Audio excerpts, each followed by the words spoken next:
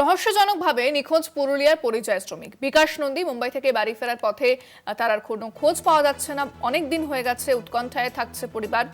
ফোনে রয়েছে প্রতিনিধি শওকত আলী। শওকত, কি জানাচ্ছে পরিবার এই বিষয়ে? পরিযায়ী শ্রমিক, তার নাম হচ্ছে বিকাশ নন্দী এবং সেই পুরুলিয়া শহরের নাওপাড়া এলাকার বাসিন্দা। এবং জানা যায় গত 6 মাস আগে মহারাষ্ট্রের একটি কাপড় কারখানায় সে কাজ করতে গিয়েছিল এবং গত 22 এপ্রিল সে জানে যে সে ট্রেনে করে বাড়ি ফিরছে, তারপরেই কিন্তু সে একেবারে বলা যেতে পারে নিখোঁজ হয়ে যায়। এবং সেই দিন অর্থাৎ 22 এপ্রিল পরিবারের সাথে সন্ধ্যার সময় তার কথা হয় যে ট্রেনে করে ফিরছে এবং তারপরেই কিন্তু সে বাড়ি ফেরে না। এরপরে পরিবারের যারা সদস্য তারা কিন্তু একেবারে হতাশ হয়ে পড়েন।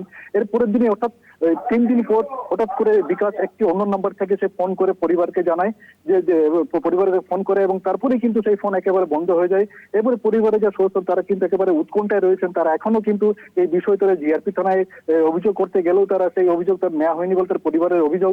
অন্যদিকে তার পরিবারে যারা তার বৃদ্ধ মা রয়েছেন, তার এক কন্যা সন্তান রয়েছেন, এটি রীতিমতো যে পরিবারের সদস্যরা তারা কিন্তু এখনো উৎকণ্ঠায় রয়েছেন যে তাদের বাড়ির ছেলে অর্থাৎ যে বিকাশ যে নন্দী সে কখন বাড়ি ফিরবে সে আশা তারা এখন তাকিয়ে রয়েছেন। সোনালী, ধন্যবাদ শওকত। উদ্বেগে দিন কাটছে পরিবারের এবং প্রশাসনের হস্তক্ষেপের দাবি জানাচ্ছে পরিবার। বেশ কয়েকদিন ধরে নিখোঁজ রয়েছে এই পরিযায়ী শ্রমিক মুম্বাই থেকে বাড়ি ফেরার পথে।